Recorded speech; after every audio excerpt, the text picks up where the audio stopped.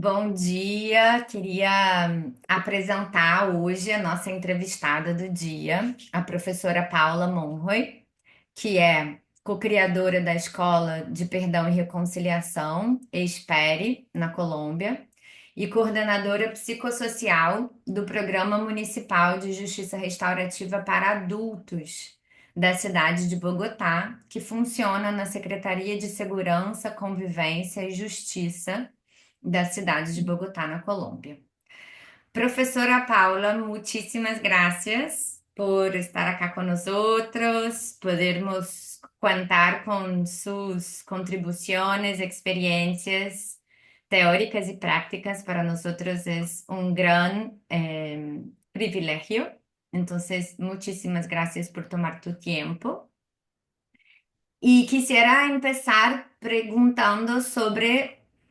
si puedes contarnos un poco del histórico de creación de la ESPERE, la Escuela de Perdón y Reconciliación, y sus propuestas. Gracias. Bom dia para todos vocês. Muito obrigada por a invitação. Eu não falo português, expresso minhas desculpas. Ah, Esperé para mí realmente es una pasión, porque la Escola do Perdão e Reconciliação la creamos un equipo de 10 profesionales en psicología en el año 2002, junto con un sacerdote de carácter misionero consolato, que es Leonel Narváez Gómez.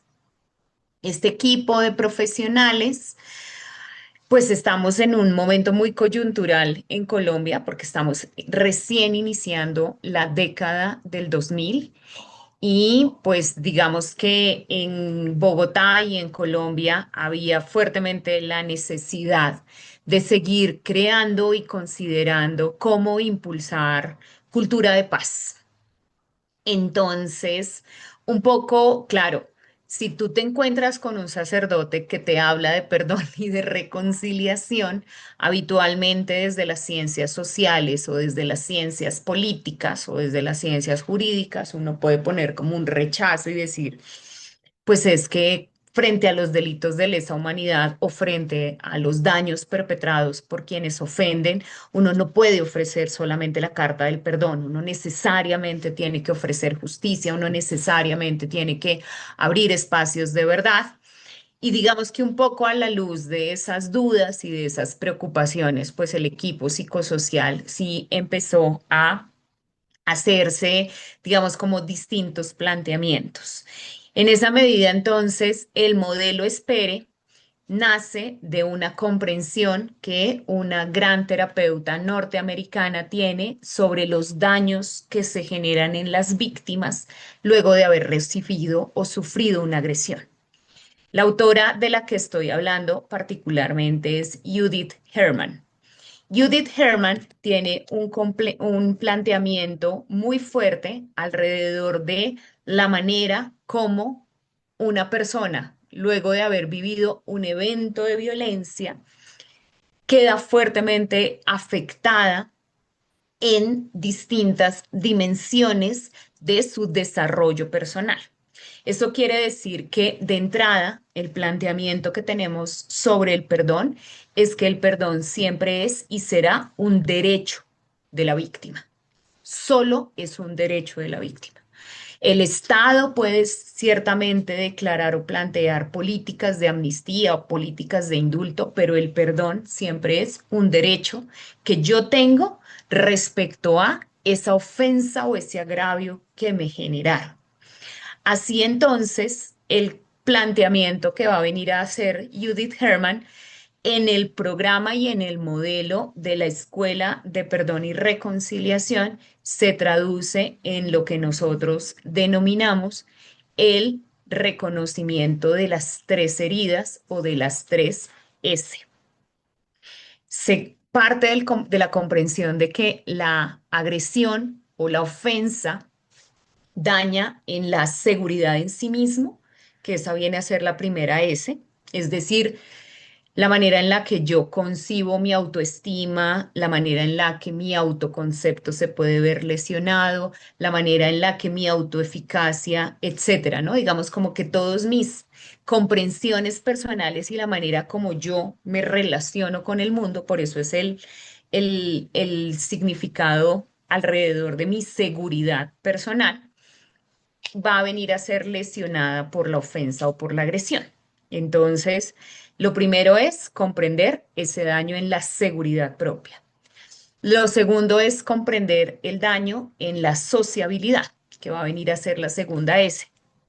Es decir, la manera en la que ese evento o esa agresión afecta mis relaciones sociales, afecta la manera en la que yo puedo no solamente tener unas relaciones inmediatas con quien tengo más cerca, sino incluso la comprensión que puedo tener de lo otro más amplio, como puede ser la confianza en el Estado, la confianza en mi comunidad, etcétera.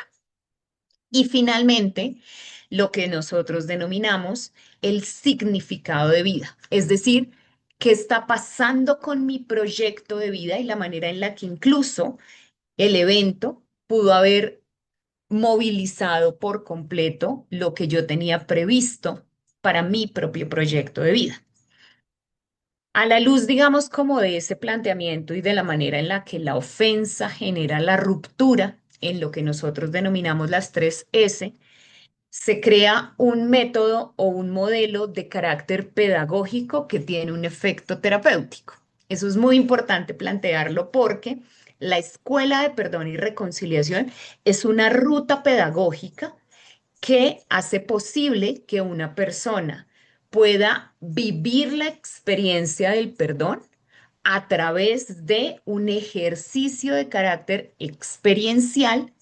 pero sobre todo que a la luz de esa experiencia probablemente pueda darse cuenta de que tiene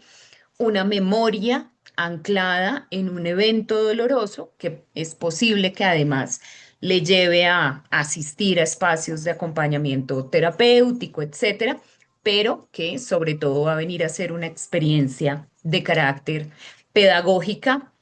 para lo que está viviendo en el presente, pero sobre todo para lo que podría pasarle en el futuro. Así entonces, la escuela como tal está contemplada en lo que denominamos módulos. 6 módulos para la fase del perdón y 5 módulos para la fase de reconciliación. Como es una escuela y es un espacio de acompañamiento pedagógico, lo que va a venir a pasar es que a lo largo de todos estos escenarios, la persona que pudo haber recibido entonces la ofensa va a ir haciendo pequeños, grandes pasos respecto a ese recuerdo doloroso que pudo haber tenido y en la medida en la que va teniendo, digamos, distintos espacios de conversación, va a ir haciendo transformaciones en lo que se denomina desde algunos campos de las ciencias sociales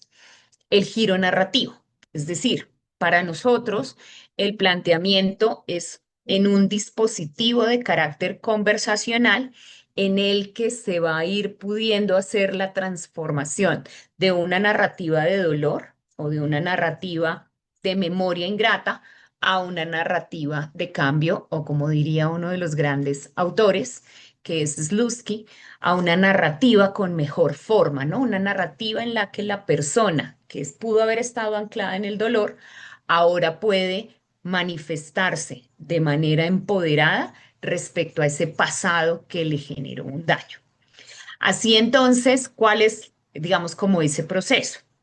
Los 5 módulos, más bien los 6 módulos del perdón, van a venir a formularse en básicamente lo que dos grandes autores también norteamericanos denominan los distintos pasos para perdonar. Uno es Everett Worthington y otro va a venir a ser Enright. Cada uno por separado tiene distintos modelos de cómo se puede llegar a perdonar, pero tienen distintas, digamos, como manifestaciones. Así entonces, los 5 pasos para nosotros en el ejercicio de perdón. que al final pues es un ejercicio pedagógico, pero pues cada persona, dependiendo de la ofensa que haya recibido y dependiendo de el nivel de agravio generado, pues va a ocupar más o menos tiempo en el proceso. Pero digamos que de entrada, el primer módulo, digamos, como que va a venir a ser como la creación de un ambiente seguro para que esas 18 o 21 personas que estamos involucradas en el dispositivo, pues creemos unos mínimos pactos de relación y de la manera en la que se va a ir a desarrollar como el escenario o el dispositivo de conversación. Ya en el siguiente módulo se maneja específicamente el eje temático de la emocionalidad o la gestión emocional, pero particularmente se trabaja la emoción de la ira, ¿no? De la manera en la que probablemente el evento que pude haber recibido generó en mí una fuerte rabia y la manera en la que estoy aún un tiempo después de haberse ocurrido el evento, anclado en esa emocionalidad de la rabia, incluso con la comprensión de el diálogo de llevar la rabia a la indignación, ¿no? La invitación a que también la rabia deje de ser esta emoción que puede generar afectación en mí y pueda convertirla incluso en un ejercicio mucho más político de indignación. Luego de que se transita por la emoción de la ira, el siguiente módulo va a venir a invitar a los participantes a que tomen una decisión y que la decisión sea la de perdonar, porque ahí hay un carácter muy importante en la estructura del proceso y es que le dice a la persona que pudo haber recibido el agravio que probablemente existen muchos imaginarios cerrados respecto al perdón, como si yo tuviera o más que tuviera, quisiera no concederle el perdón a la otra persona porque eso me hace ver como una persona débil o me hace conceder mis derechos o me puede llevar, digamos, a que el otro continúe generando daño sobre mí. Y al contrario, lo que se genera en el escenario es la manera en la que yo tomo una decisión y es la decisión de desanclarme emocionalmente de lo ocurrido para empezar a vivir otra serie de experiencias emocionales respecto a eso que pudo haber ocurrido y que a lo mejor no he narrado de manera completa o lo tengo, digamos que cristalizado desde unas memorias de cierta manera. Entonces, el segundo paso o el segundo momento es el de tomar esa decisión como un beneficio personal y como un beneficio para mi propia transformación. Ya digamos que en un tercer momento o en un tercer módulo en el proceso del perdón, lo que le decimos a los participantes es, usted ya tomó la decisión, ahora lo que puede hacer entonces es empezar a mirar desde otras perspectivas eso que pudo haber ocurrido. Y entonces hacemos distintos ejercicios para que las personas puedan, poniéndose en otros lugares, empezar a observar lo ocurrido desde distintos prismas y a la luz de esto, entonces también buscar alternativas o narrativas alternativas.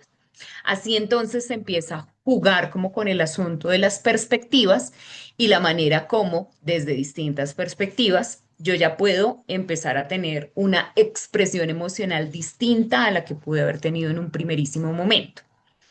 Ya después el cuarto paso o el siguiente paso va a venir a ser el de la compasión. Y no solamente la compasión respecto a esa otra persona que pudo haberme generado un daño, sino incluso con respecto a mí mismo y con respecto a mi red de apoyo que también pudo haberse visto afectada por lo que yo viví, ¿no? Entonces, es una invitación a ver la manera como efectivamente eso que pasó, pasó bajo unas condiciones particulares y cómo si yo me movilizo desde otro lugar, puedo entonces comprender más abiertamente y comprender más abiertamente me puede poner en ese lugar de comprender por qué algo ocurrió y me generó, digamos, la afectación. Y finalmente, el último módulo va a venir a ser como un módulo más de transición en el que yo pueda cortar las cadenas, hablar abiertamente de la memoria y lograr decir como, y ahora sí, frente a esto que pasó, ¿qué puedo yo hacer? Entonces, digamos que la fase de perdón va a venir a transitar por esos 6 pasos, diciéndole sobre todo al participante como que el perdón de entrada es un derecho que usted tiene por tomar respecto a eso que ya ocurrió y que está anclado en su memoria. Además de eso, entonces le va a venir a decir, acuérdese además que el perdón no solamente es un acto que usted toma para sí y que va a guardar en lo profundo de su silencio, sino que además el perdón es un acto profundamente político, porque va a venir a decir que el perdón sobre todo rompe con la fuerza que pudo haber tenido el perpetrador o el generador de daño y lo saca a usted de la posición de la víctima y al contrario le permite usar su voz para empezar a decir qué es lo que necesariamente estoy diciendo que debe cambiar y qué voy a cambiar en mí y qué puedo empezar a movilizar incluso en otros más. Entonces ahí me pone en ese lugar victorioso que me hace posible superar el dolor y habiendo superado el dolor, me pone en un lugar de ya agencia para el cambio, ¿no? Como ese empoderamiento para la movilización. Y ahí entonces, si es posible que yo, digamos, de alguna manera haya ordenado de una forma distinta el dolor que sufrí y las afectaciones que me generó, entonces es posible que yo empiece a contemplar o a considerar rutas de reconciliación. Pero eso es muy importante para nosotros en el sentido de que para nosotros la persona que logra hacer la transición por el perdón, sobre todo logra generar un espacio para sí mismo y definir entonces cuál va a ser mi relación con el mundo. Y ahí entonces lo que va a venir a decir la Escuela de Perdón y Reconciliación es que el perdón es condición sine qua non para la reconciliación. Digamos que de entrada no se piensan en procesos de reconciliación si la persona no ha pasado por ese ejercicio de gestionarse emocionalmente y de saber qué es lo que ha podido vivir o experimentar. Así entonces, si yo ya tengo esa posibilidad de pensar qué puedo hacer respecto a lo que me ocurrió, entonces empiezo a contemplar distintos caminos de reconciliación. Y, y, y no necesariamente es la reconciliación directa con quien me generó el daño, porque pudo haber pasado que quien me generó el daño ya no esté cerca o sencillamente ni siquiera esté vivo o no sea ni siquiera recomendable que yo me vuelva a acercar a esa persona. Así entonces, la escuela va a venir a plantear 3 escenarios o 3 posibilidades de reconciliación.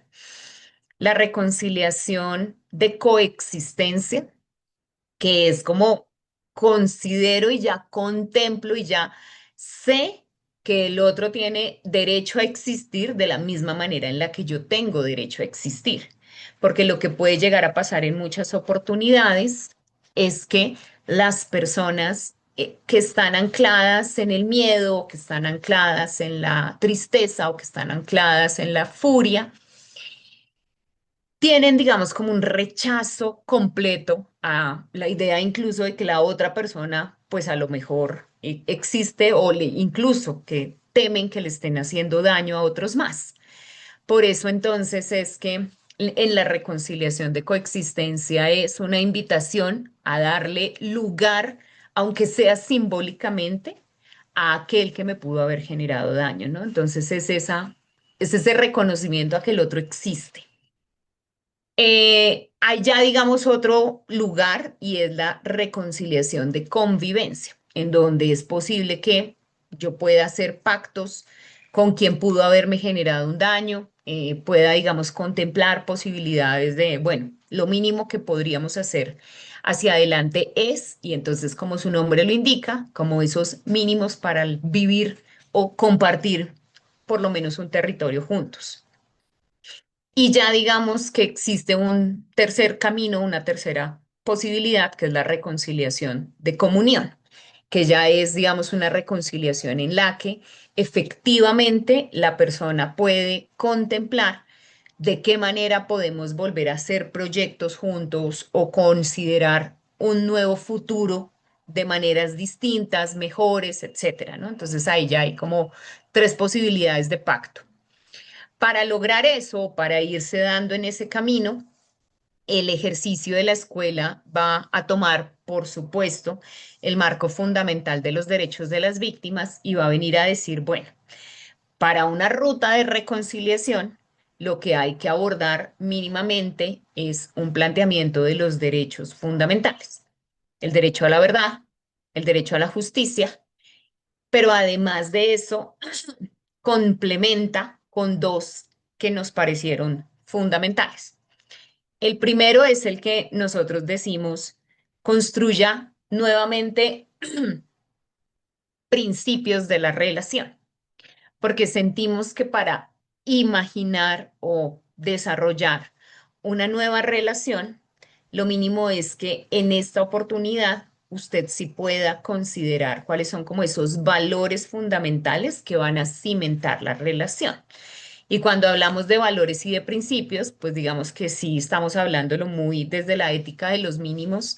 pero también en ese ejercicio de decir qué hace que yo me quiera volver a aproximar con un otro. Y no necesariamente es ese otro que me generó el daño, sino puede ser incluso todo lo que ese otro configura, que puede ser como una misma comunidad, una entidad, una organización. Por ejemplo, acompañando a distintas personas en el proceso, había en su oportunidad una mujer en México que me decía, luego de lo vivido, yo necesito es reconciliarme con el amor, porque ya ni siquiera creo en el amor de terceros. Entonces, su planteamiento no era sobre una persona, sino sobre un principio fundamental, ¿no? Entonces, como que este acompañamiento que se va haciendo con cada una de las personas es alrededor de cuál es el principio que te fundamenta en esa relación con terceros. Luego, entonces, efectivamente, el derecho a la verdad, el planteamiento de lo restaurativo, porque para nosotros la justicia siempre es una justicia que restaura, ¿no? Entonces, la escuela de perdón va a venir a invitar a los participantes a formular un plan restaurativo. Pero claro, yo soy la víctima. ¿Cuál puede llegar a ser el plan restaurativo? Y ahí entonces la escuela abre el camino y le dice a los participantes, acuérdese que gran parte del proceso es la autorrestauración. Es decir, de qué manera usted puede repararse a sí misma, ¿no? La propia reparación, porque probablemente la persona que le hizo el daño puede que ni siquiera esté en la posibilidad de repararle todo lo que usted perdió. Entonces, ¿usted qué va a hacer por sí misma para ir recuperando esas pérdidas? Pero si existiera la posibilidad de que el tercero venga y de verdad repare, ¿usted qué le pediría? ¿Cuál podría llegar a ser esas necesidades que usted plantea? Y entonces se invita a que formule un plan de reparación para que después de eso entonces se le prepare alrededor de imaginar el escenario del encuentro o cómo podría llegar a darse un posible encuentro y cuál sería el ejercicio de la construcción de pactos. Y finalmente se cierra con el derecho a la memoria, pero sobre todo la celebración de la memoria misma, ¿no? Entonces, digamos, la escuela sí se monta sobre esos 11 módulos y como lo decía, digamos que fundamentalmente lo que piensa la escuela es que es una escuela para aquellas personas que han vivido una ofensa y en esa medida se formula es a partir y desde el rol de las víctimas. Y ya digamos, cada uno de los módulos pues va a tener una estructura pedagógica interna para que a lo largo de cada una de las sesiones se lleve a cabo, digamos, un ejercicio de aprendizaje, pues porque esto es un programa, un proceso pedagógico y por lo mismo, digamos que va a venir a tener como toda esa ruta y esa comprensión. Y lo que hicimos a la luz de ese planteamiento es irnos dando cuenta cómo efectivamente el planteamiento del perdón y de la reconciliación sí tienen un fuerte anclaje con la comprensión de la cultura de paz y en esa medida entonces a lo largo de ya las 2 décadas, casi y media, que va a empezar a tener todo el programa de la escuela, se fue haciendo una construcción de el perdón como cultura política y la manera en la que dicha cultura política puede propiciar unas construcciones y sobre todo unos significados comunes que vayan posicionando un escenario de dignificación de derechos de la ciudadanía en ese sentido de contemplar de qué manera efectivamente yo soy un agente político y soy un agente de cambio y puedo formular en mis relaciones unas formas distintas para empezar a impulsar cultura de práctica que ya no sea la cultura de práctica de la venganza, sino la cultura de práctica en la que reconocemos y transformamos nuestras narrativas y hacemos posible esto de decirnos con claridad de qué manera nos estamos haciendo daño y lo que estamos dispuestos a hacer con esos daños. Entonces, claro, en el momento en el que contemplamos el desarrollo de esta cultura política y a la luz del planteamiento central de la escuela de perdón, fueron naciendo otros programas con otros públicos y a la luz de esto se esperaba, digamos, que se fueran creando pues otras rutas de reflexión con distintos grupos poblacionales. Entonces, la escuela nace con ese reconocimiento, se crea en el 2002 acá en Bogotá y lentamente con un propósito muy de difundir la pedagogía y la herramienta, se empieza a llevar a distintos territorios, no solamente en el marco del territorio nacional colombiano, sino en otros países. Entonces, Brasil es el primerísimo, por eso metodológicamente la escuela siempre tiene un pequeño grupo de trabajo, que es el grupiño, que literalmente es una triada que dentro del espacio de los 18 es el espacio máximo de confidencialidad. Y la razón por la cual en todos los países se habla de grupiño es pues porque se acuña la palabra en portugués, muy haciéndole mención a todo el trabajo que desde particularmente Río de Janeiro y después las siguientes más de 14 ciudades en donde en Brasil se implementa la escuela, lo vienen haciendo.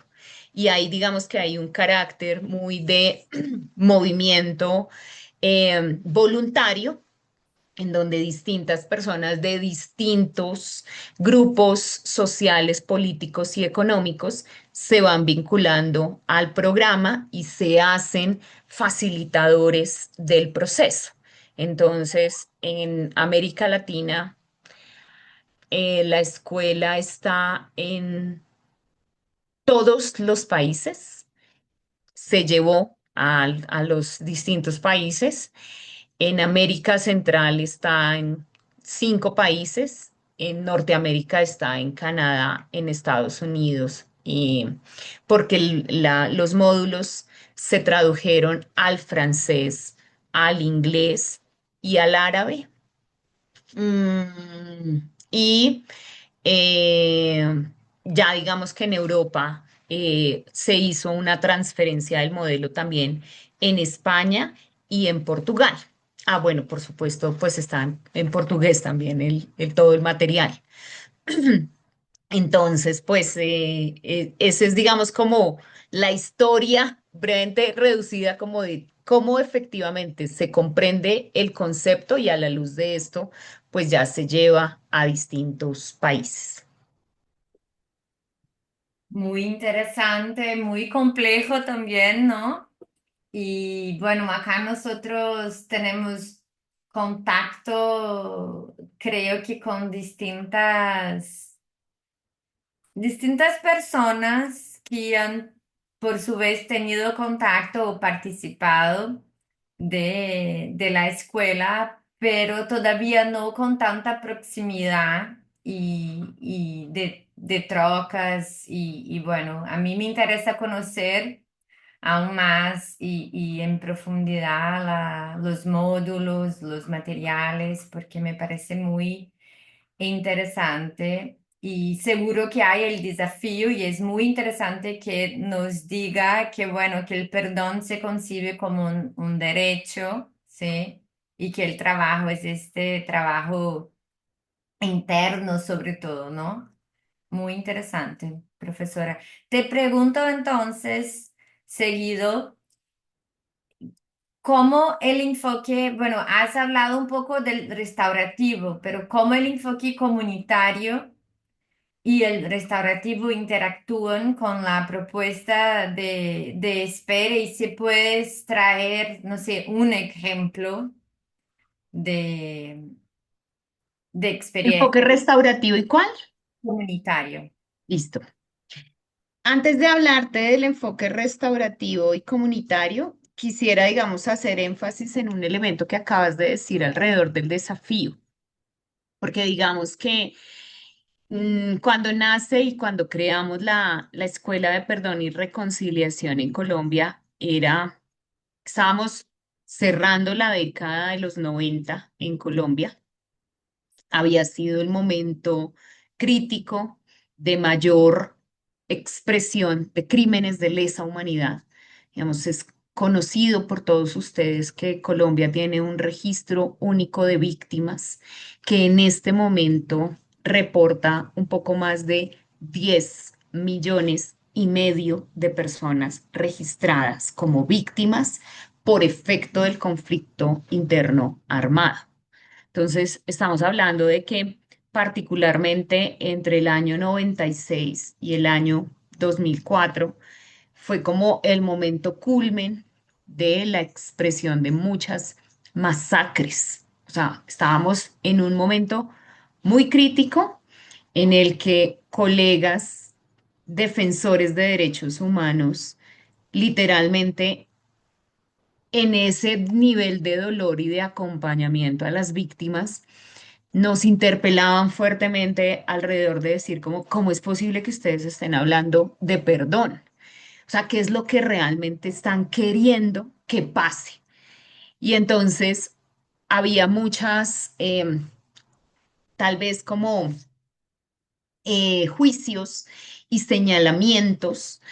porque se pensaba que lo que queríamos era, con el perdón, invitar a que sencillamente las personas se quedaran calladas y asumieran una actitud pasiva. Y a eso me refiero yo con el tema del desafío, ¿no? Porque desafortunadamente se ha comprendido en las ciencias sociales, o digamos, incluso muchísimo antes que Marta Nussbaum y otras grandes filósofas hablaran como de estas categorías también de perdón o de indignación, todo lo que teníamos era la voz viva de los derechos fundamentales y la importancia de levantarnos para exigir un cambio, ¿no? Y se nos olvidaba esa otra ruta que también tenemos en donde es necesario pasar de la resignación a la indignación y cómo efectivamente el que aquella persona que había sido perpetrada y que estaba profundamente devastada, no solo a nivel físico, sino sobre todo a nivel emocional, porque lo que va a venir a pasar con una ofensa, manteniendo la distancia de si es una violencia intrafamiliar o si es un crimen de lesa humanidad, pero lo que va a venir a pasar con la ofensa es que realmente desorganiza mi mundo subjetivo. Y si yo estoy desorganizado, difícilmente puedo llevar a cabo una acción de cambio o un ejercicio de exigibilidad o un proceso participativo que realmente me lleve a un cambio propio y de mi comunidad. Entonces, para nosotros el ejercicio del perdón tiene un valor invaluable en la medida en la que le retorna a la persona la posibilidad de su propio poder y le dice, ¿y qué vas a hacer con todo esto que tienes devastado? por supuesto, no le estoy quitando la responsabilidad al otro. El otro tendrá que venir a responder por su responsabilidad. Pero lo que es definitivo es que tú en este momento estás paralizado por todo el efecto de lo ocurrido. Y necesito abrir un espacio seguro y necesito generar un dispositivo de escucha para que se vaya desarrollando ese escenario de ordenamiento de lo que viviste y de lo que sufriste. Entonces, eso es lo que va a venir a pasar, digamos, en el escenario de la acción política que tiene el perdón. Entonces, por eso es que no solamente es porque yo quiera decir que el perdón es una acción política, sino de cómo estoy entendiendo efectivamente la fuerza política que tengo al momento en el que mis ideas, más allá de beneficiarme a mí, tienen un propósito de transformación en un ordenamiento social que nos cobija a varios. Entonces, creo que también por ahí quería, digamos, hacer ese énfasis, sobre todo porque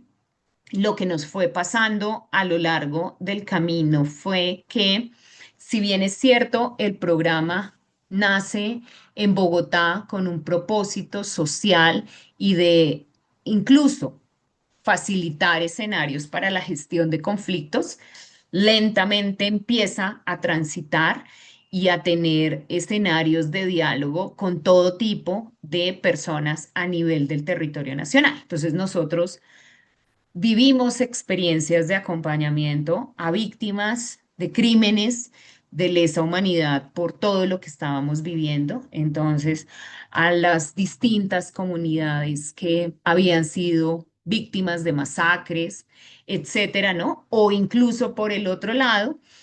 abrimos espacios de diálogo y de encuentro también con quienes habían estado alzados en armas en su momento, ¿no? Entonces, por un lado teníamos espacios con solamente mujeres o solamente familias en el rol de víctima, pero por el otro lado también teníamos espacios de quienes habían estado integrando o alguna de las guerrillas o alguno de los grupos paramilitares o digamos que distintos escenarios de lo que podía estar pasando en el ámbito de las violencias en el país, ¿no? Y la manera como en cada uno de estos escenarios la categoría del perdón estaba empezando a encontrar distintos vínculos y posibilidades de significado para cada quien, para empezar a decir, de verdad, yo qué puedo hacer y cómo me puedo convertir en un agente en la transformación de mi propio desarrollo personal, de mi familia, pero sobre todo de mi territorio. Entonces creo que eso para nosotros fue teniendo como un sentido bien importante y fue tal vez incluso lo que nos fue llevando poco a poco a esto que tú llamas como, bueno, de qué manera nos vinculamos con el enfoque restaurativo y con el enfoque comunitario. Porque creo que de entrada la escuela asume el enfoque restaurativo, porque ustedes pueden ver los manuales que se publicaron en el 2002 y desde el 2002 ya se hablaba de que el derecho a la justicia era la justicia restaurativa, ¿no? Entonces, la escuela de entrada ya asume un tipo de justicia que es la invitación a la justicia restaurativa por el valor pedagógico que tiene la justicia restaurativa, pero sobre todo por esta posibilidad que tiene alrededor de decir realmente la mejor forma de hacer justicia es restaurar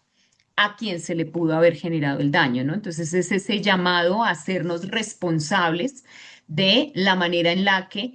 bien sea de manera directa o indirecta, podemos haber tenido un nivel de responsabilidad en lo ocurrido y sobre todo cómo podemos empezar a formular acciones para el cambio. Entonces, de entrada la escuela va a venir a decirnos de qué manera se piensa entonces esta cultura de paz y estos valores en el planteamiento de lo social. Y ahí poco a poco yo siento que van naciendo también esta perspectiva o este enfoque de carácter comunitario, porque también en la medida en la que la escuela se reconoce como un dispositivo pedagógico, de entrada lo que está diciendo también es cómo es posible que los distintos líderes sociales puedan generar una forma de diálogo o una forma de relacionamiento con sus comunidades. Entonces, si ustedes, digamos que lo revisan en cada uno de los países, lo que viene pasando con la escuela es que en cada uno de los territorios a donde se llevaba el modelo, se pensaba en que se vincularan distintos líderes sociales con unos perfiles particulares, porque el propósito ante todo tenía que ver con la manera en la que estos liderazgos podrían llegar a ser liderazgos para la convivencia en la medida en la que estos líderes, por un lado, vivieran primero la experiencia y se pudieran preguntar, venga, ¿de qué manera yo de verdad soy un modelo para mi comunidad y tengo también, digamos, unas maneras específicas de relacionarme y de luchar por unas causas comunes? Así entonces, el espacio siempre estaba pensado para quienes podrían llegar a ser como replicadores del proceso y en esa medida entonces el modelo de difusión del programa siempre estaba montado a través de lo que se conoce como el modelo de T of T, ¿no? De Trainers of Trainers. Es la posibilidad en la que entonces distintas personas de distintas organizaciones, que no necesariamente tenían que ser organizaciones cercanas o organizaciones amigas, sino que fueran de distintos sectores, pudieran vivir primero la experiencia, dejarse transformar por la experiencia, para que después de ello pudieran recibir lo que en nuestro sentido era como una transferencia metodológica, que era, digamos, ya como el paso a paso, la explicación del modelo, el desarrollo del modelo, la apropiación del modelo y posterior a esto, entonces se daba lo que nosotros denominábamos el acompañamiento en la réplica o en la formación. Entonces, lo que siempre se buscó en este sentido del enfoque comunitario era que quienes vivieran la experiencia, sobre todo, pudieran hacer de la misma un ejercicio de plan de trabajo o anclado a lo que tenían contemplado como una propuesta de desarrollo para su comunidad, porque cada una de las personas lo que iban formulando era como pensar, ¿para qué quiero yo el programa? ¿Cuáles son los beneficios que este programa formativo me puede traer con mi grupo pequeño y de qué manera sentimos que esto puede empezar a desarrollarse con otros más? Que es la razón por la cual entonces se implementa a través de voluntarios. Es decir, el modelo o el programa, entre comillas, no tiene costo para las personas. Las personas lo que hacen cuando se inscriben a la escuela de perdón es que están pagando, entre comillas, por pocas cosas que son como los materiales de uso del desarrollo de las actividades. Pero lo que se busca es que estas personas a su vez se formen en el modelo y puedan después continuar replicándolo con otros muchos más. Y es la razón por la cual hoy, 23 años después, digamos que distintas personas continúan haciendo réplicas de el método y de los ejercicios porque sienten que en sus comunidades y con sus vecinos se necesitan este tipo de espacios para dialogar sobre lo que probablemente les está ocurriendo. Por supuesto, lo que va pasando a lo largo del camino es que efectivamente se van creando unos ciertos lazos de confianza, porque en oportunidades lo que hacen algunas personas, no tan frecuente como quisiéramos, pero lo que hacen algunos es que si son 11 módulos, hacen uno a la semana. Entonces esto termina generando una rutina de encuentros de más o menos casi 3 meses,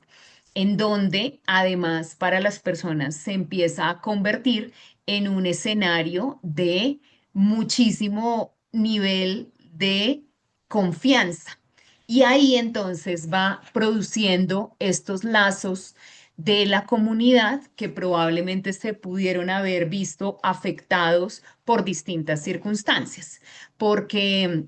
no habíamos logrado vernos, porque teníamos temores, porque teníamos barreras invisibles, etcétera, ¿no? Entonces,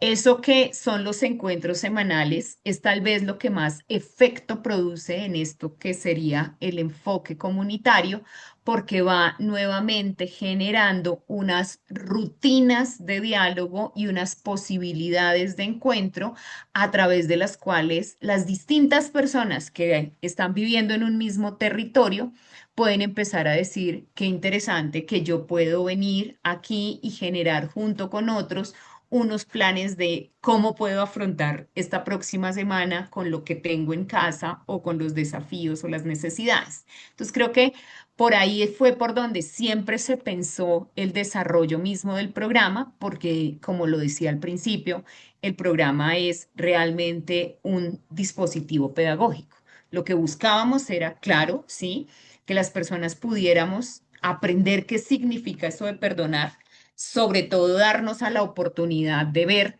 cómo se hace y que en el camino esto fuera generando sobre todo unas nuevas prácticas de relación entre quienes vamos abriéndonos a los espacios. Entonces, creo que por ahí es por donde contemplamos este enfoque restaurativo y comunitario. Una pregunta sobre el enfoque restaurativo. Si al final, en las rutas de reconciliación, en una oportunidad la víctima entienda bueno,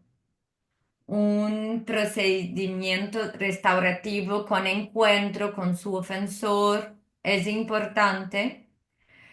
Eso pasa también con la facilitación del equipo de la escuela o hay como parcerías con otros equipos, como que nos puede decir un poco sobre eso, una curiosidad. Digamos, tú hace un ratico me decías como, ponnos ejemplos y yo, pucha, tengo un montón de ejemplos que me hacen pensar como distintas prácticas bellísimas que pasaron, porque hay prácticas que, claro, hablan como de reconciliación entre dos, pero también hay prácticas que hablan de reconciliación en una comunidad y también hay prácticas que hablan como de reconciliación entre un poquito más complejas. Entonces, entre dos pasaban varias cosas. En oportunidades teníamos madres que llegaban al espacio diciendo que querían llegar a reconciliarse con sus hijos. Entonces, en el escenario, lo que se les decía era como que claro, que sí, se les acompañaba, pero lo que se hacía era que los dos participaban en escenarios paralelos. Entonces, no están juntos en el mismo encuentro y durante las mismas sesiones, para evitar también que yo esté más atento de lo que espero que cambie el otro que de mi propio cambio. Entonces, se iban teniendo como estos diálogos entre los facilitadores que estaban, digamos, teniendo estos encuentros. Como les contaba, el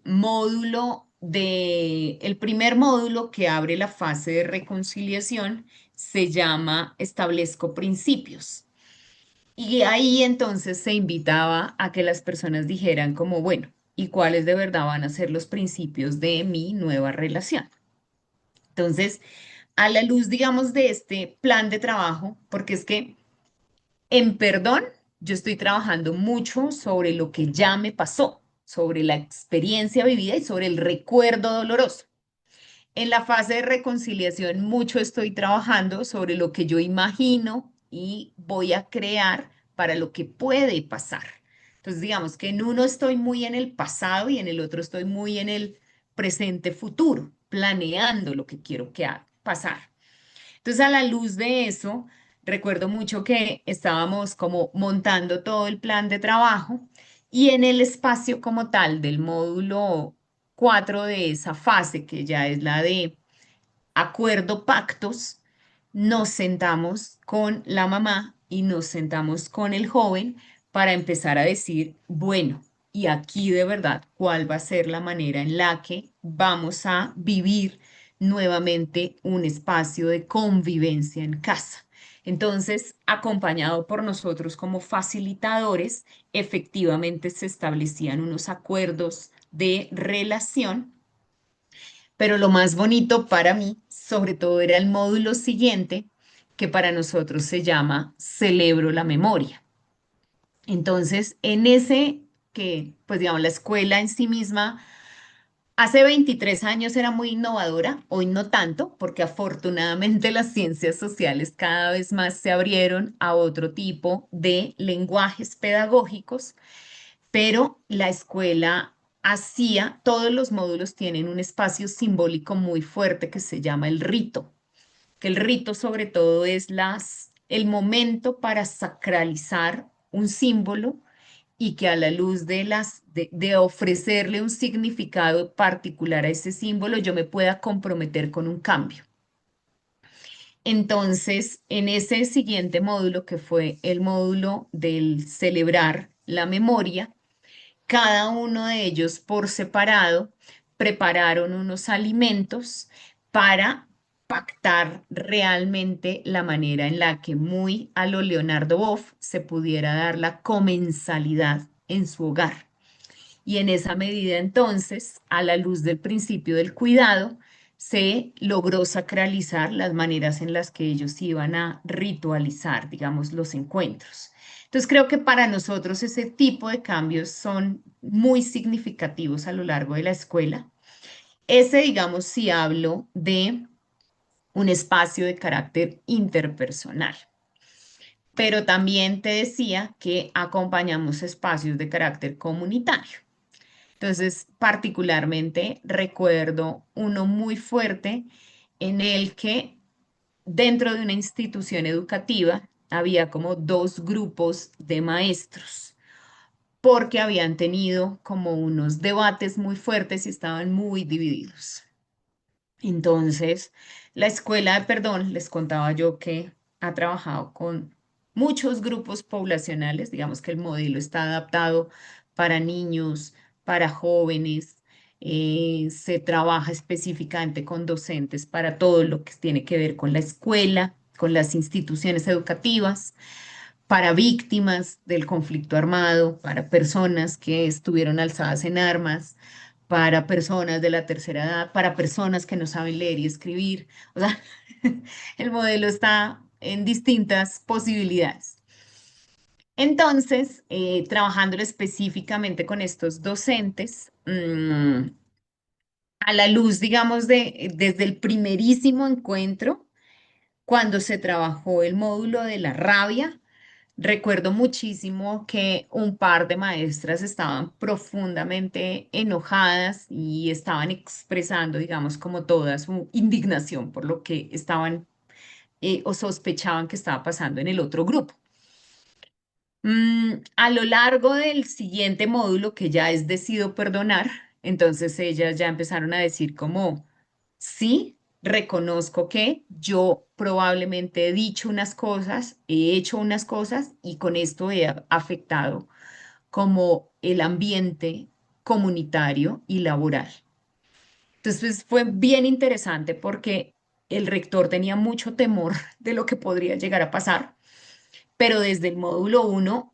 contamos con la suerte de que ellas se dispusieron a dejarse atravesar por la experiencia y desde el módulo uno reconocieron su indignación.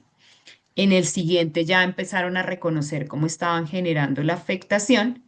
y en esa medida, digamos, todo lo que termina transitando en esa fase de perdón es que les permite a cada uno de los grupos por separado ver cómo todos estaban afectando a la comunidad. Por lo cual, a la fase siguiente y en el proceso posterior, que ya es el de la construcción de la reconciliación, hicieron posible la elaboración de un tejido mm, como mujeres de estas que son las tejedoras de cada uno de los grupos. Y en un espacio de reunión de equipo, entre ellos, se abrió el espacio ritual en el que se logró surcir, digamos, como un par de elementos de la diferencia. A veces cuando uno lo cuenta puede sonar muy romántico, pero realmente era una cosa bastante tensa. Tocaba cuidar muchos elementos de que en la relación y en todos los encuentros previos quedaran como muy claros los puntos de la diferencia. Y gran parte de los puntos de la diferencia tenían que ver con la manera como unos y otros se habían sentido juzgados respecto a una situación particular de el apoyo a una reforma política. Era por ahí por donde arrancaba todo. Entonces, a la luz de eso, el rector lo que hizo también fue que invitó a uno de los representantes sindicales y con la participación de esta persona también fue posible, digamos, el volver a poner el escenario del debate político en el debate político y el diálogo y la relación pedagógica en la escuela en el otro lugar. Entonces, también eso contribuyó un montón. Y lo que después nos decía el rector era que esa manta permanecía ahí en la sala de profesores como la memoria de realmente qué podemos hacer la próxima vez que tengamos alguna diferencia. Entonces eso para nosotros también fue bien significativo. Y ya digamos que hablando de otras rutas o otras posibilidades de reconciliación, uf, ah, pues digamos, nosotros convocados por entidades de apoyo de carácter internacional como ACNUR o la OIM o la MAPOEA, mm, estábamos acompañando por un lado a las comunidades que habían sido vulneradas por los crímenes de lesa humanidad y por el otro lado a quienes habían sido los perpetradores. Entonces, en Colombia, tal vez como entre los años 2011 al 2015, más o menos, se dieron muchos procesos como de reconciliación, en donde se acompañaban a las comunidades y se acompañaban a las personas que a veces estaban privadas de la libertad o a veces estaban, digamos, desarrollando otro tipo de procesos. Pero recuerdo fuertemente un encuentro en el que habían unos líderes paramilitares que estaban privados de la libertad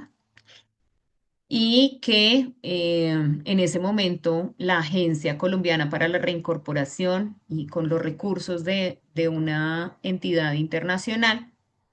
querían desarrollar como estos espacios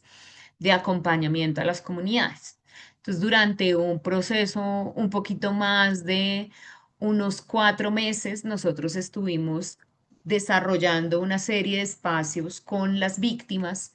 y con distintos tipos de víctimas respecto a los daños generados por este grupo en su territorio. Y por el otro lado, con ellos que estaban privados de la libertad, estuvimos abriendo los espacios efectivamente para la comprensión y el reconocimiento de los daños. Eh, realmente terminan siendo a veces espacios que uno dice es insuficiente a lo mejor, pero se llega a un primer lugar muy importante, que es el espacio de que se puedan escuchar y se puedan decir cosas que se necesitan. Y digo yo que es insuficiente es porque desafortunadamente después de que uno como organización sale, la vida de la comunidad continúa y muchas de sus necesidades básicas insatisfechas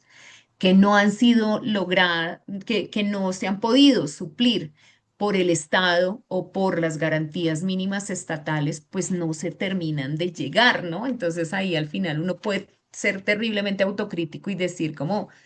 ¿qué más se puede hacer? pero particularmente hablando de este eje en particular, se ofrecieron esos espacios de acompañamiento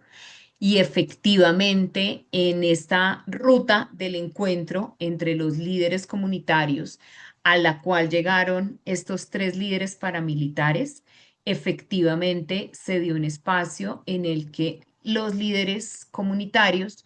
pudieron expresar públicamente el nivel de daño generado y a su vez el grupo de los excombatientes también pudieron abrir el espacio para primero recibir, que eso es muy importante para nosotros, recibir la indignación y recibir como la expresión libre de las víctimas de decir, mire, esto nos pasó y esto no tiene nombre y esto generó esto,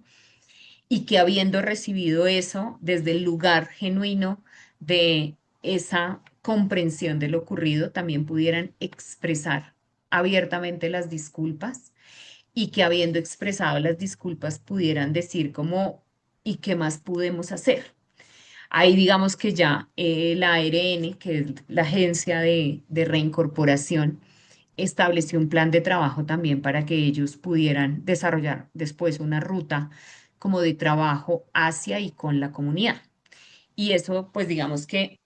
en otro lugar y de otras maneras también hizo que nosotros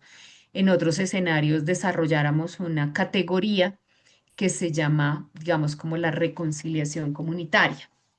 Y esa categoría de la reconciliación comunitaria hoy va a venir a ser utilizada de una manera, digamos, como muy contundente por la Jurisdicción Especial para la Paz. Y es la manera, sobre todo, en la que la jurisdicción puede estar desarrollando, sobre todo, estos espacios de encuentro entre quienes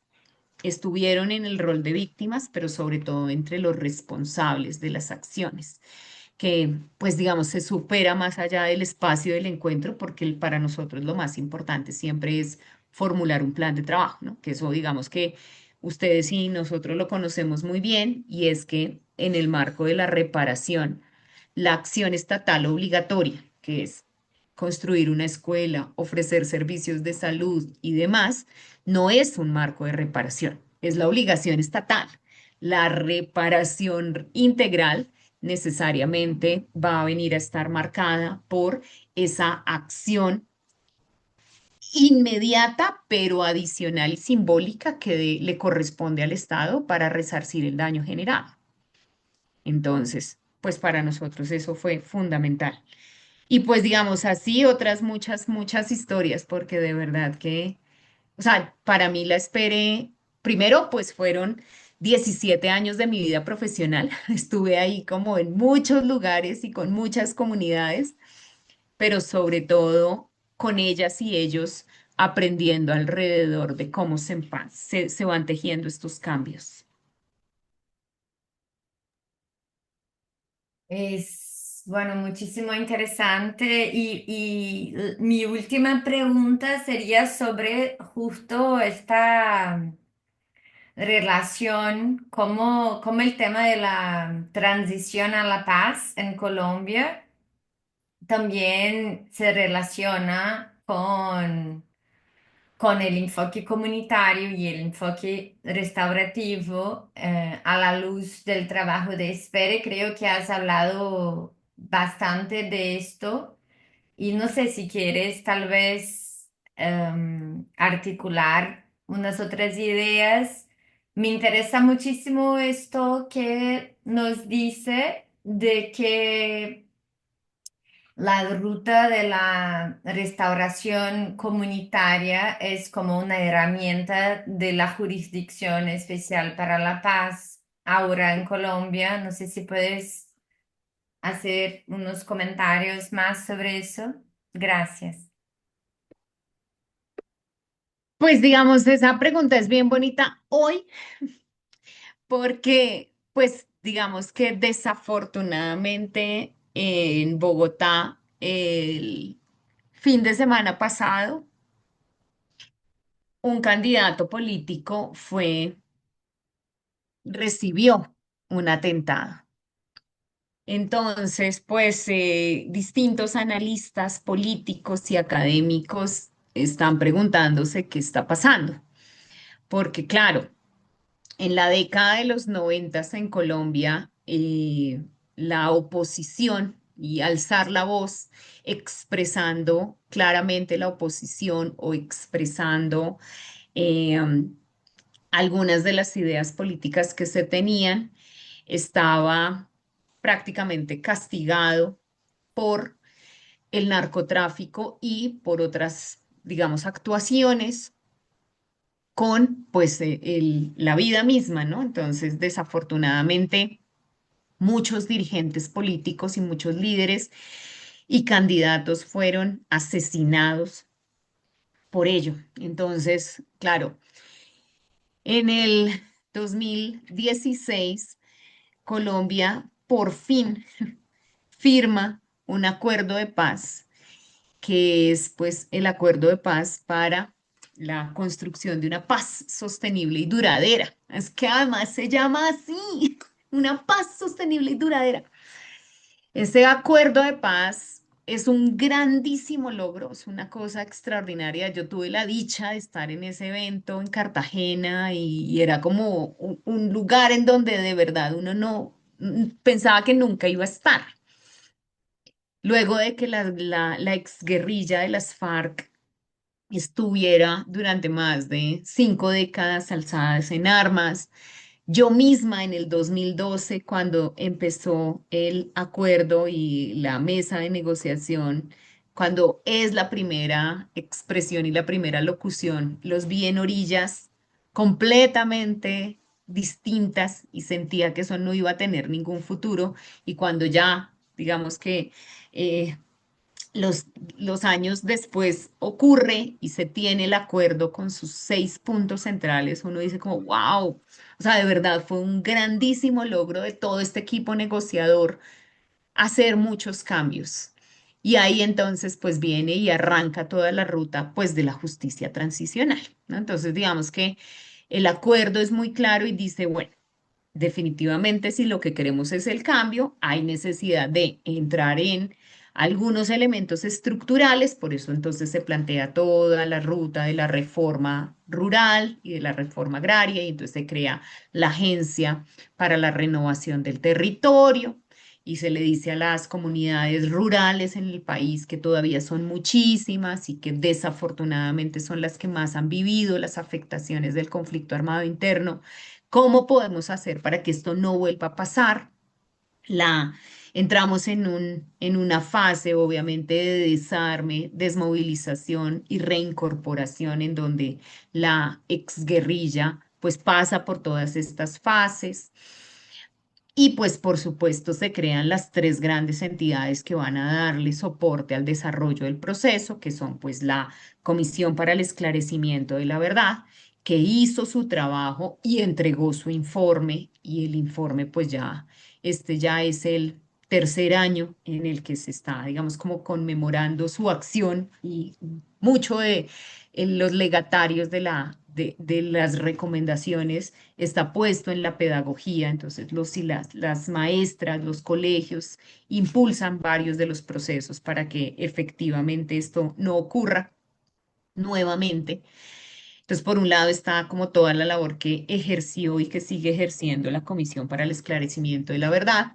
Por el otro lado está la entidad que continúa desarrollando su labor, que es la Unidad de Búsqueda de Personas Dadas por Desaparecidas, y todo el trabajo que hacen con las familias buscadoras, que es un trabajo muy potente y que pues requiere unos altísimos niveles de resiliencia y de gestión emocional con ellas y ellos. Y por supuesto, pues está todo el trabajo que hace la Jurisdicción Especial para la Paz, que es la JEP. La JEP tiene una estructura de trabajo, digamos que pues en un país en el que se han cometido más de 10 millones de crímenes, pues si se van uno por uno no les alcanza la vida. Entonces ellos lo que optaron fue por tomar una ruta en la que hay como macro casos. Entonces, a la luz de los macro casos es como logran sacar o emitir sentencias que vayan llevando, digamos, a la ruta de la del cambio y de la reparación de los daños. Una de las magistradas de la jurisdicción en su momento hacía una afirmación bien potente y era como, gracias por la labor que nos encomendaron, pero en verdad dense cuenta que ustedes nos están encomendando a pilotear un avión que hasta ahora estamos empezando a armar y nosotros solamente somos aviadores, ¿no? Entonces es como, wow, les tocó empezar en el camino aprendiendo y comprendiendo también qué es esto de lo restaurativo en el marco de la justicia transicional, porque pues a nivel del mundo, Colombia sigue siendo un país que sigue construyendo y abriendo camino respecto a un sinfín de ejes temáticos que no habían sido abordados. Si bien es cierto, se tiene la experiencia de Sudáfrica, la experiencia de Ruanda, la experiencia de Irlanda del Norte, las mismas situaciones que vivieron, pues todos los países latinoamericanos post dictadura, pues no termina siendo tan parecido y ahí digamos que también la comprensión de lo restaurativo. Por lo mismo, entonces, esta línea, digamos, de la justicia transicional en el país, tal vez pasa como por tres lugares que para mí son bien significativos. El primer lugar es que la jurisdicción está haciendo un trabajo muy potente con quienes son los máximos responsables. Eso es de verdad que para nosotros muy significativo porque no solamente están llegando, digamos, como a quienes pudieron haber estado alzados en armas y generado los daños de manera directa, sino sobre todo con quienes, bien sea desde la línea de la guerrilla o bien sea desde la línea de las Fuerzas Armadas, pudieron haber en el ejercicio del poder que tenían dado las órdenes para ello. Y ahí me parece que hay un componente bien importante que tiene la justicia transicional de la JEP, que es de alguna manera anclado a lo restaurativo, y es que cada uno de los espacios de las audiencias, que uno puede ver solo la audiencia, está profundamente cuidado previamente. Entonces, por conocimiento de causa, sé que, por ejemplo, a quienes han sido militares y cometieron crímenes, con el acompañamiento de la Jurisdicción Especial para la Paz, participaron de unos espacios de acompañamiento psicosocial grupales para responsabilizarse de lo ocurrido. Porque por supuesto no es sencillo y mucho menos a ellos en el marco de el uniforme y el rol que tienen, pararse y dejar de utilizar justificaciones y de verdad darse cuenta del daño generado en tantas comunidades. Entonces ahí hay un escenario muy importante, que es el cómo efectivamente desde lo restaurativo no solamente es el encuentro final, sino toda la preparación previa. Por supuesto, siempre habrá las críticas necesarias porque frente a ello, pues hay mucho dolor y mucho más si estamos hablando no solamente de los dolores individuales, sino de los colectivos. Entonces, por supuesto, por parte de algunas de las comunidades y o de los grupos de víctimas, en oportunidades se siente que al actuar desde lo grupal y lo comunitario, se está desdibujando pues el daño generado en cada una de ellas como personas, pero pues también digamos que desde el otro lado comprendo que desde la jurisdicción, aunque se quieren hacer muchas cosas, pues no se alcanza a hacer todo. Al final, como ellos mismos lo manifiestan, pues están tratando de hacer una contribución en esto de lo transicional en formular jurisprudencia, sobre todo que contribuya a que se rechace y se le asigne, digamos, como una fuerza particular desde la justicia a eso que ocurrió, pero que sobre todo se pueda generar una línea en la que haya como máximo nivel de escucha. Entonces ahí creo que también trabajaron de la mano fuertemente, no solo con lo que ya había dicho en su momento la Comisión para el Esclarecimiento, sino con el trabajo mismo que hicieron las víctimas. O sea, de hecho, la jurisdicción lo que hizo fue que para abrir cada uno de los macrocasos invitó a todas las asociaciones de víctimas a que les allegaran las pruebas, los informes, todo lo que ya las organizaciones desde más de hace 2 o 3 décadas venían compilando, porque por supuesto es un trabajo que se hace a distintas manos. Entonces, digamos que de entrada lo que tendría yo que decir es que la jurisdicción lo que siento que sí ha hecho en muchos niveles es permitirse reconocer que están construyendo camino frente a algo que no estaba suficientemente dicho y que por lo mismo en oportunidades también escuchan y reciben recomendaciones de muchos sectores. Lo segundo es que combinan o intentan hacer esta combinación entre lo transicional y lo restaurativo. Hay, digamos que varias comisiones dentro de la misma jurisdicción, contemplando, por supuesto, que Colombia es un país pluriétnico, multicultural, que además el conflicto armado se dio en el marco desde la interseccionalidad, en donde desafortunadamente las comunidades más afectadas son aquellas que comparten un sinfín de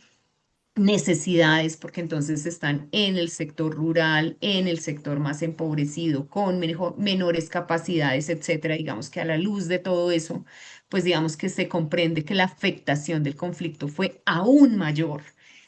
Mm, y que pues lo que tienen definido para el proceso futuro en el marco, digamos, de lo transicional, de acuerdo a lo que yo conozco, es poder entrar con mayor fuerza realmente en la ruta de reparación colectiva, que no es una tarea sencilla. De hecho, digamos como que respecto, por ejemplo, al macrocaso de lo que en Colombia se conoce como los falsos positivos, que fue la actuación exagerada de poder que hicieron las Fuerzas Armadas y que por ende cometieron crímenes de lesa humanidad haciendo pasar a jóvenes como em, participantes de alguna organización al margen de la ley. Ellos alcanzaron ya a dar como el veredicto y señalaron cuántos habían sido, digamos, como los jóvenes que habían sido victimizados, pero todavía no han terminado de contemplar la ruta, por ejemplo, de reparación para las familias y para las víctimas. Entonces, digamos que Colombia sigue entrando en ese proceso y, por supuesto, pues muchas veces uno no tiene la paciencia histórica que requiere esto. Y entonces a veces también pongo los zapatos de quienes están al otro lado y digo como, wow, es una tarea realmente muy, muy desafiante. La ventaja es que, entre comillas, todavía tienen 10 años más de ejercicio para darle lugar a esa posibilidad que realmente selle, ¿no? Como este nivel de reparación. Porque, pues, mucho se dijo en el informe, el informe de la comisión es una cosa profundamente enriquecedora. Si alguno de los estudiantes o los investigadores en Brasil quieren mirarlo, o sea, la página de la Comisión para el Esclarecimiento de la Verdad no es una página, es una transmedia, porque de hecho la navegación está contemplada a muchos niveles, ¿no? Digamos, como en verticalidad y en horizontalidad. No solamente son los 11 tomos que se tienen, sino también son el sinfín de recursos pedagógicos, porque esto también está anclado a una invitación a formular pedagogías para la memoria y formular acciones que desde el aula prevengan y desde distintos lugares prevengan que algo así ocurra. Por supuesto, decía yo al principio que es muy interesante la pregunta hoy, porque hace 2 días pasó un evento muy doloroso en el país que nos vuelve a poner en la pregunta de ¿y qué está pasando con la cultura de paz? Que es exactamente la misma pregunta que nos seguimos haciendo quienes somos defensores del acuerdo de paz. Porque, por supuesto, terminado el 2016, todos estábamos con la emoción a flor de piel y con la expectativa de cómo se iba a lograr el cambio. Pero tanto nos falta en cultura política que probablemente en vez de haber elegido un gobierno que le diera sostenibilidad a eso, probablemente optamos por una ruta que hizo que se detuvieran o se frenaran muchos de los recursos para la labor que requería el desarrollo, de que el Estado llegara a muchas de las regiones. Y hoy en día hay muchos analistas políticos en Colombia que expresan con vehemencia la preocupación de que si bien es cierto, Colombia ya no está en el mismo conflicto armado interno con orígenes políticos, está sí